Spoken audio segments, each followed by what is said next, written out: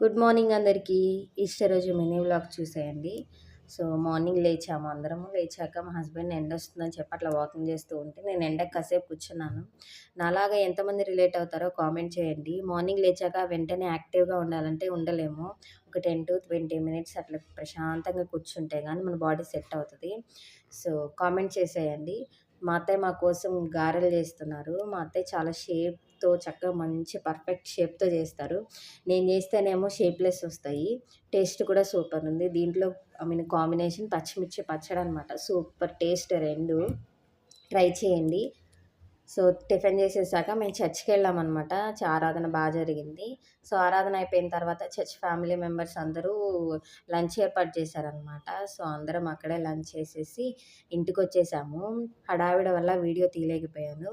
ఇంటికొచ్చేసేసాక మళ్ళీ మేము విజయవాడ బ్యాక్ రావాలి కాబట్టి ఈవినింగ్‌కి ఫుడ్ ప్రిపేర్ అమ్మ వాళ్ళ ఇంటి నుండి వచ్చేటప్పుడు అబ్బా! అప్పుడే అయిపోయినాయి హాలిడేస్, ఇంకా ఒక రోజు ఉంటే బాగుండేది అనిపిస్తది. సేమ్ మా అత్తయ్య వాళ్ళ ఇంటి దగ్గర నుంచి వచ్చేటప్పుడు కూడా నాకు అదే ఫీలింగ్ ఉంటది. ఇంకా ఒక రోజు ఉంటే బాగుండేది, ఇంకా ఒక రోజు ఉంటే బాగుండేది అని చెప్పి 2 రోజులు హాలిడేస్ పెట్టుకుంటే దాన్ని 4 డేస్ చేస్తాను.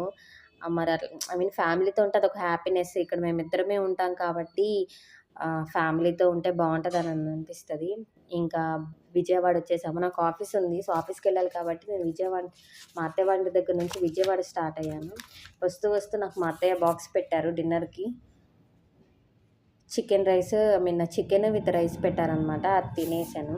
తినేసి మళ్ళీ వర్క్ చేసుకున్నాను. వీడియో నచ్చినట్లయితే సబ్స్క్రైబ్ చేసుకోండి. So thank you for watching.